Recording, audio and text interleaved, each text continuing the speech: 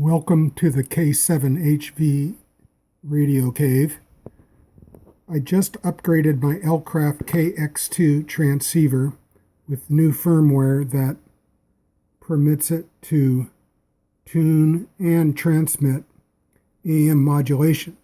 So I thought it might be kind of interesting to compare the shortwave reception of the Elecraft with two other radios. My Kenwood TS590S and the venerable EAC R-390A, one of the best tube receivers from the 50s and 60s. For starters, here's Radio Nacional de Brasilia,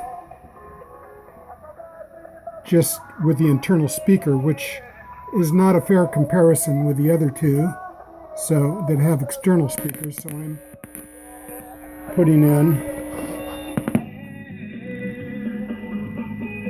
amplified speakers to make up for the compromise audio on the KX2, which I've actually done. I have an external speaker on the other radio as well. Sounds pretty good. Now I'll throw the switch to the TS590.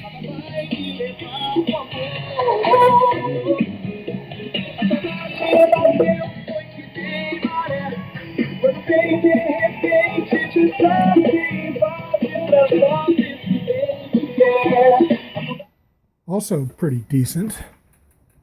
And I'll throw the switch to the bench.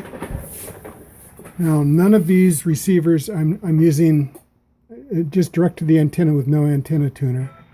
It's the same antenna.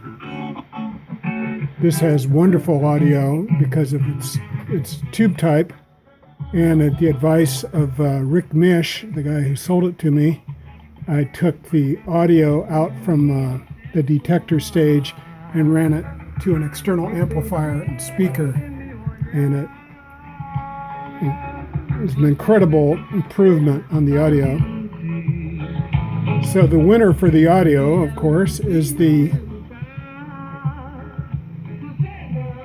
Collins designed R-390. But I'm impressed by the quality of the little KX2. I tried on some weaker stations, and it actually worked quite well. It worked as good as the other two radios in pulling in weak stations using the same antenna without an antenna tuner. So there you go. A great improvement. I can hardly wait to see what they do next with this firmware upgrade for these things. 7.3s from K7HV.